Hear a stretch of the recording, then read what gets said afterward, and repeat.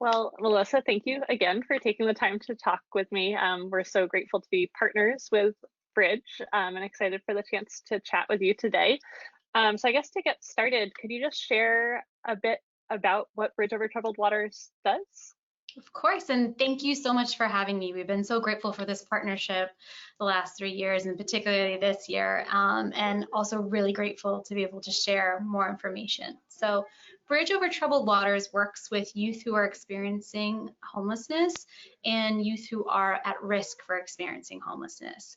We work with the ages 14 to 24 because that's really the transitional age from childhood to adulthood. Many of the youth that we connect with have experienced a traumatic childhood. Maybe they have been in an abusive home situation, maybe they've been in foster care, maybe they have, not really ever been given the tools that they need to transition to a self-sufficient and stable adulthood. And now they're outside and they're unaccompanied. So Bridge connects with them and makes sure that they have not just a roof over their head, but has the tools they need to succeed in order to become self-sufficient and stable adults. And as I said, this is the transition time period. This is critical. It's really important that we connect with youth who are homeless during this age and help them make this transition so that they do not become chronically homeless adults, and really make them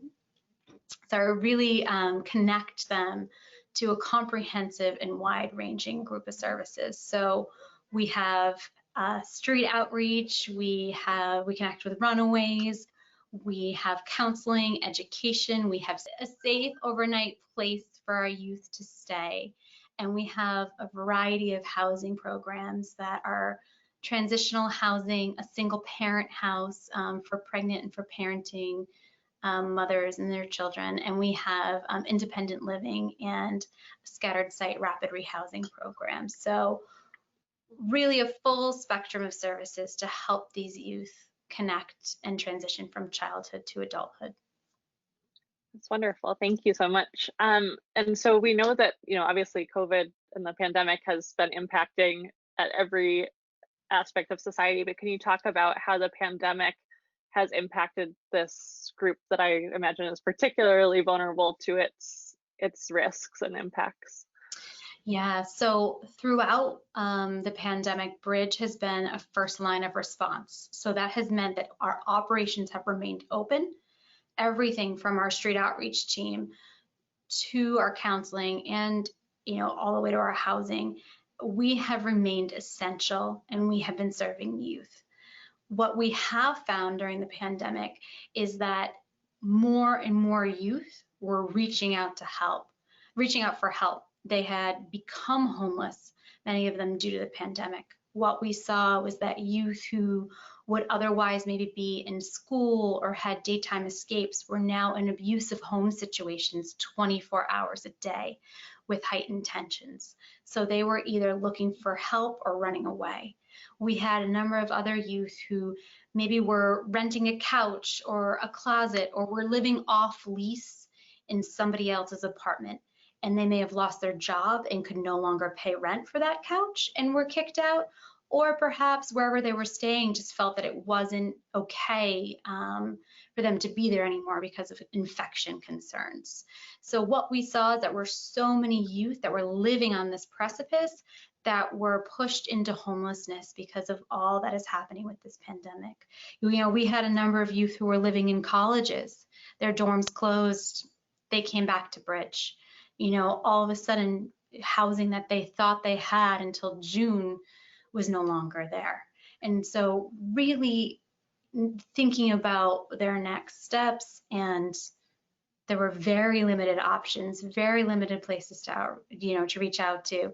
And Bridge saw, over 400 youth new to us connect with us during that springtime period. And one of the major pieces of this is safe overnight places to stay. And that's, something that Old South Church has supported for the last 3 years.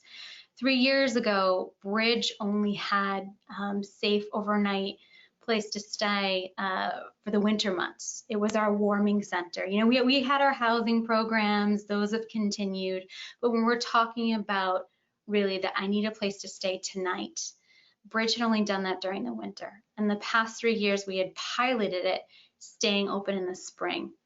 And I just can't reiterate enough how important that was for us to have had that program already in the works and have started. Because when we think about the time frame for COVID, really the end of March into April was where everything shut down.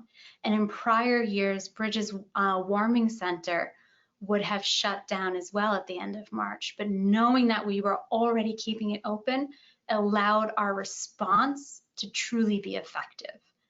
And in fact, we had so many youth reach out that we actually worked with the City of Boston and Emerson College to open up additional space for youth in dorms. Again, which is something that we could do because we already knew the then warming center, now welcome center, was going to be open for those months. So, you know, when we think about that time and we think about the needs, there were so many youth facing an emergency and so many youth who were in precarious, dangerous situations because they were either in an abusive place or they were on the streets in an unsafe area. And how could we make sure that we connected them and got them to safety as quickly as possible?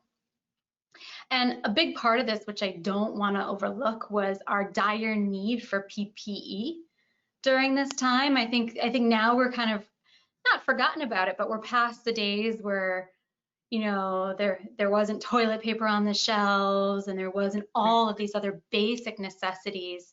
And the Old South Church congregation was amazing in stepping up and bringing those donations to Bridge. The masks, the hand sanitizer, the cleaning supplies, the things that no one had, everybody gave a little, and that little added up to our ability to stay open and provide these services. And that was just crucial, and still remains crucial, but particularly back then, how it shaped our ability to make sure we could respond to the needs of our youth. Well, thank you so much for sharing that. You know, we're always so impressed by the work that you do and, you know, the help you provide to our shared community. And so I'm glad we were able to help, you know, in that small way, and that we've been able to be partners with you over these last couple of years. It's been great. And kind of on that same vein, you know, obviously we're looking forward to the days when it's safe enough for Old South volunteers to be there in person to serve meals and engage in that way. But looking ahead, both kind of in the short term and the longer term, you know, if people in Old South, in the Old South community want to get more involved in supporting Bridge directly, what are some ways that people might be able to support your crucially important work? Yeah, so I think there's a number of ways, and yes, I wish I could welcome you back tomorrow with all, you know, that in-person volunteering, because that's crucial to our ability to continue this work. But until that time, I think there's a couple of things that we really could continue to use help with. One is helping us raise awareness. November is National Homeless Youth Awareness Month, and you know, there are still many people in our city, in our community, who don't know that youth experience homelessness. You know, a lot of us think about chronic adult homelessness, or we might think about family homelessness, and there isn't a lot of knowledge that there are youth on their own, on the streets, in adult shelters, maybe at college, and many of them are, who don't have family support systems helping them. And, you know, throughout November, we are going to be doing a number of activities and sharing a lot, both through email and social media, and anything that people can do to help us amplify this awareness and voice is hugely, hugely helpful. Again, you know, the PPE and the other critical supplies, to be on the lookout for if we have that need again. You know, we are preparing for a late fall and winter that might see us back to conditions maybe not the same, but more similar to April than we would like them to be. And, we would not have been able to get through that time without the support of the many, because we each had that bit. And again, together it added up to that possibility. And we are always looking for people to help supply food for our mobile medical van. So sandwiches that could be passed out, individually wrapped, anything for that, as our mobile medical van is out on the streets connecting with youth, is always extremely, extremely helpful. So, and we'd be grateful for that. And I also know that there are going to be more needs that arise, that as we have kind of an unpredictable next few months, that there are, ears willing to, listen, and hearts open to what those needs might continue to be, because that's always hugely helpful for us. And think, oh, Bridge might need this. That would be really wonderful. Great, thank you so much. Yeah, and we'll be happy to adapt and share and amplify all of those as we go through. I think, and it's, being so close proximity wise to, both of our physical places, I think makes some of that even easier.